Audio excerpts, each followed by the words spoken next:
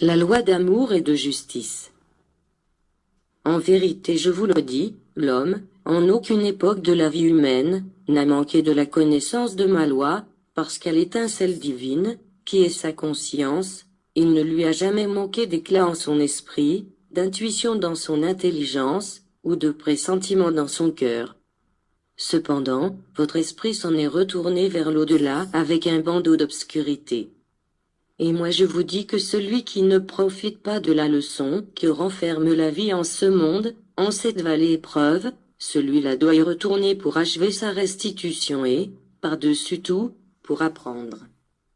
Dans d'autres mondes, les esprits jouissent également de libre arbitre et pêchent ou deviennent, ou persévèrent dans le bien et, ainsi, parviennent à s'élever, à l'instar de ce que vous faites sur la terre. Mais quand arrive l'instant, ceux qui sont destinés à venir en ce monde y descendent, les uns pour accomplir une noble mission et les autres, pour expier leur restitution. Mais, selon qu'ils veuillent considérer cette terre, celle-ci se présentera comme un paradis pour quelques-uns ou comme un enfer pour les autres.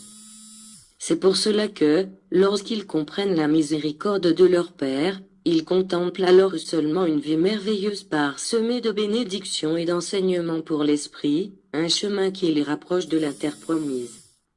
Les uns s'en vont de ce monde en désirant y revenir, les autres s'en vont dans la crainte de devoir revenir. Votre être n'est pas encore parvenu à comprendre l'harmonie dans laquelle vous devez vivre avec le Seigneur. Que personne ne se rebelle à l'idée de devoir retourner à cette planète en un autre corps, et ne pensez pas que la réincarnation constitue un châtiment pour l'esprit. Tous les esprits destinés à devoir habiter la terre ont dû passer par la loi de la réincarnation, pour pouvoir atteindre leur évolution et mener à bien la mission que je leur ai confiée. Ce ne sont pas seulement les esprits de peu d'élévation qui doivent se réincarner, les esprits élevés, eux aussi, reviennent à maintes reprises jusqu'à la conclusion de leur œuvre. Élie est le plus grand prophète qui soit venu sur la terre et, en dépit des grandes œuvres qu'il accomplit et des grandes preuves qu'il livra, dut revenir à ce monde en un autre temps, sous une forme différente et sous un autre nom. Cette loi d'amour et de justice fut longtemps ignorée de l'humanité, parce que si elle avait été connue auparavant, elle aurait pu tomber en confusion.